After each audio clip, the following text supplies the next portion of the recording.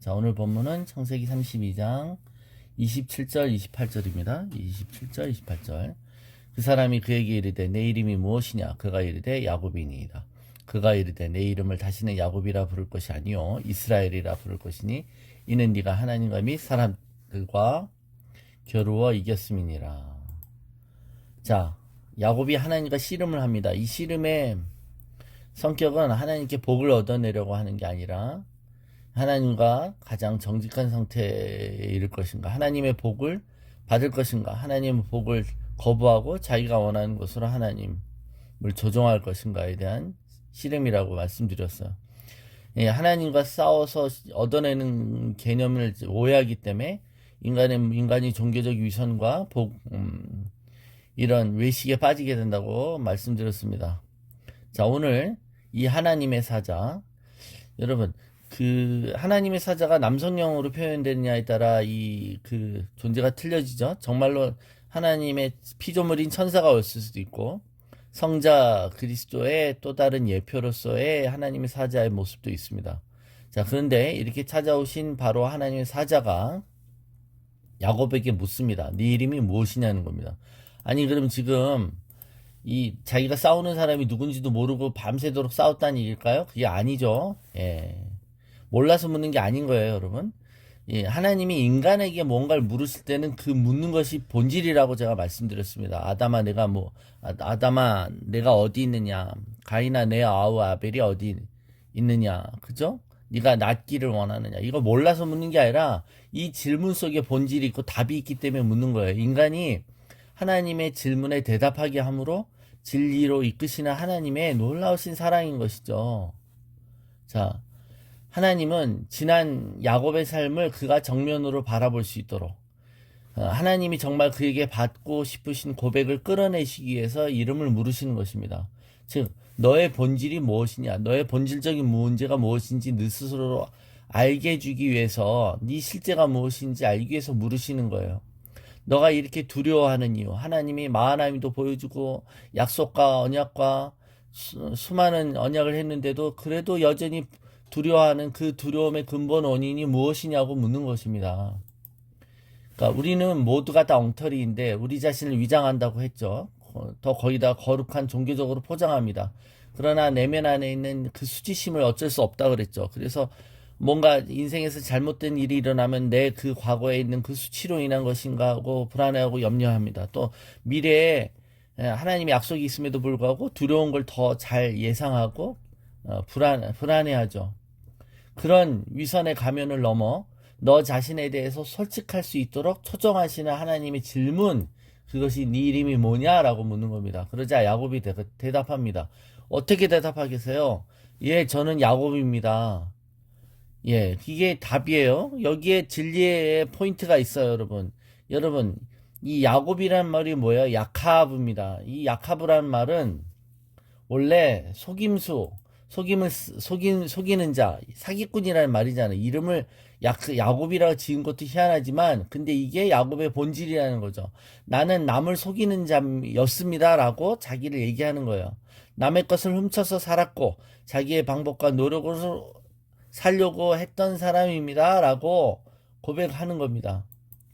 야카브라는 이 히브리어는 쓰러지는 척하면서 페인트로 상대방의 발꿈치를 잡고 하는 그런 씨름의 기술을 얘기하는 거예요. 그러니까 어떻게 하는 겁니까, 여러분?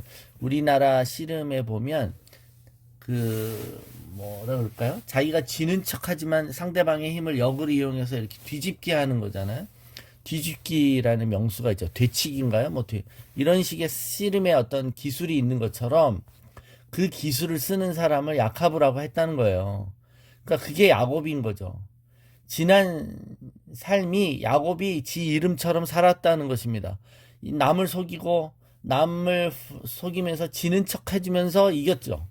그죠? 삼촌과의 싸움에서도 자기가 손해보는 계약을 하는 척 하면서도 이겼고, 지난 삶이 그랬습니다. 에서와의 씨름도 그랬고, 삼촌 라반과의 씨름도 그랬습니다. 져주는 척하면서 상대방의 뒤통수를 때리는 그런 삶이었다는 겁니다. 그러니까 여러분, 기도할 때 하나님이 네 이름이 뭐냐라고 물으실 거예요, 우리에게도. 그러면 우리는 그 고난 속에 자신을 있는 그대로 인정하게 되는 것입니다. 이거 안 하려고 밤새도록 싸운 거 아니에요. 이거 안 하려고 지금 밤새도록 씨름한 게 이게 본질이니까. 통렬하고 정직한 자복이 있을 때 그때 싸움이 끝나는 것이죠. 그럴 때 하나님이 우리를 이겼다라고 인정해 주시는 거예요. 우리 오히려 자신이 자복하고 항복하며 두 손 들고 나와 제가 야곱입니다. 제 인생이 사기꾼의 삶이었습니다.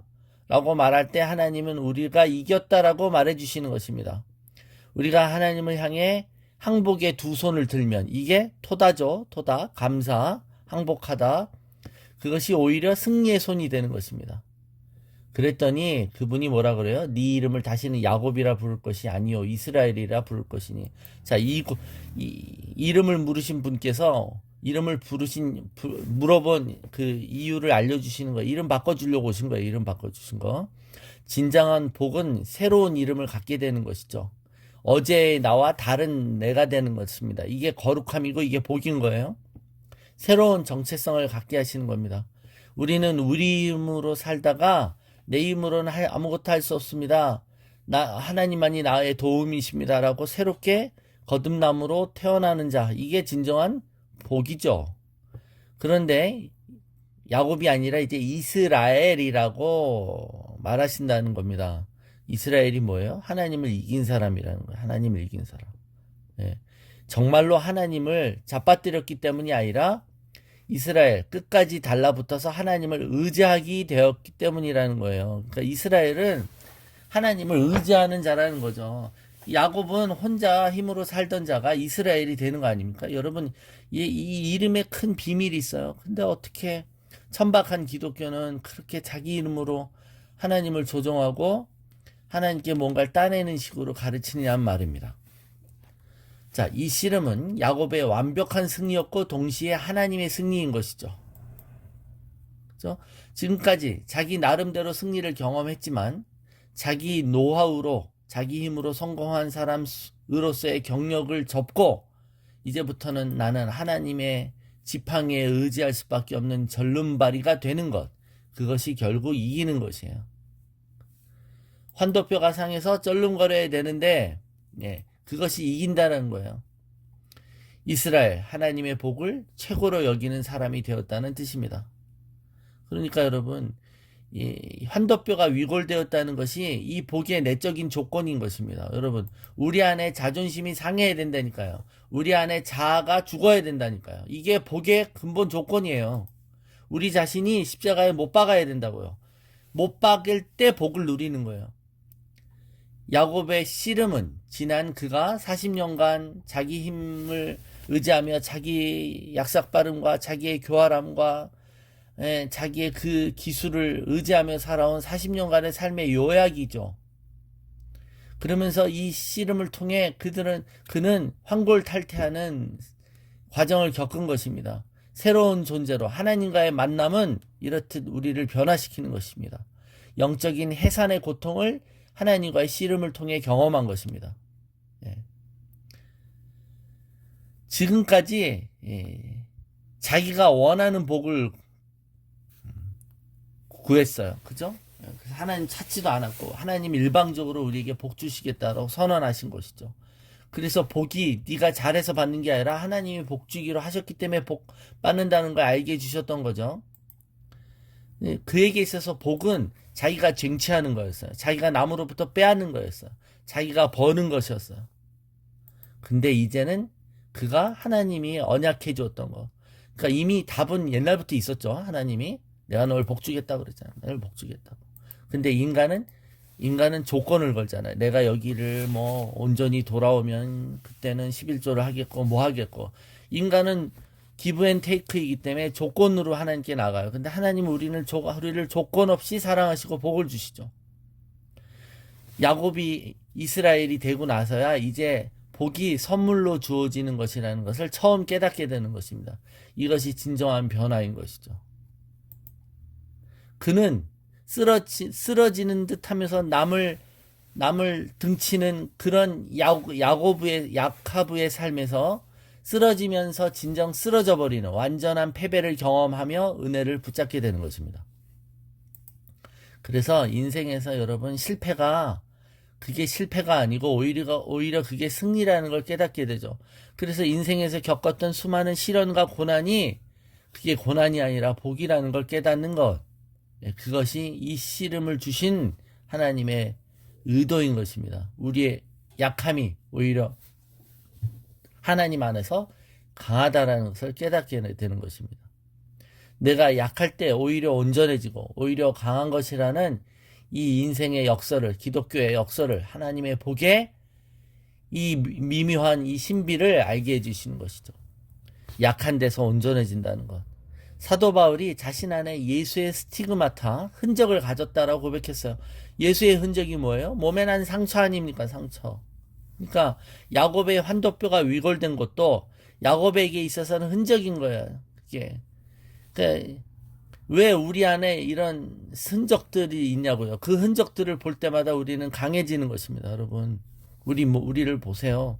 우리 삶을 뒤돌아 보십시오. 우리 인생에 난 모든 상처와 우리의 연약함과 우리의 무기력함의 흔적들, 그것이 오히려 하나님을 자랑할 수 있는 근거가 되지 않습니까? 그것이 우리의 무기인 것입니다. 우리의 장애가 주님을 전적으로 의지하게 하는 것입니다. 하나님이 하나님을 거부하는 인간에게 싸움을 걸어오시고 어떻게 믿음으로 하나님을 이길 수 있는지 가르쳐 주십니다. 그리고는 우리의 손을 이겼다고 들어주시는 것입니다. 예, 이 놀라운 신비가 여기 있습니다. 여러분, 종교개혁자였던 칼빈은 이 야곱의 씨름에 대해서 이렇게 얘기했습니다. 하나님께서 자신의 백성을 연단하시는 방법이라고 말했어요. 그러면서 하나님은 종종 대적자로 우리들 앞에 나타나시면서 우리를 단련하신다라고 말했습니다. 우리가 그와 싸울 때는 그가 주시는 힘으로 그와 싸운다는 거예요. 우리에게 싸움을 걸어오는 동시에 우리에게 저항할 수 있는 방편들을 또한 공급해 주신다는 거예요.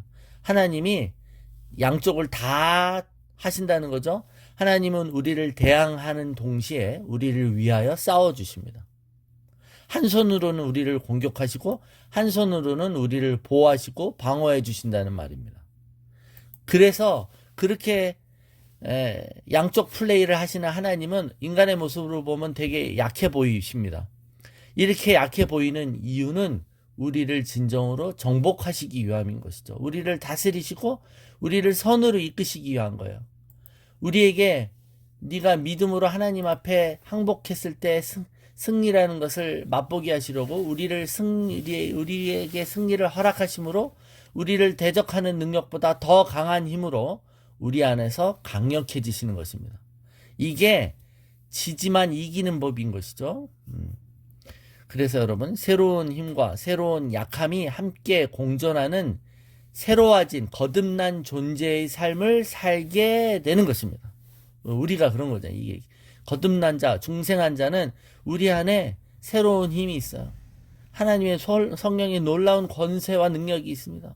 그러나 오히려 예수를 믿었기 때문에 세상에서는 자기 주장하지 않고 오히려 약해지고 양보하고 사랑하니 더 비리비리해 보입니다. 이 딜레마와 같은 이 상황이 공존하는 삶, 이것이 하나님의 복을 누리는 자의 신비인 것이죠.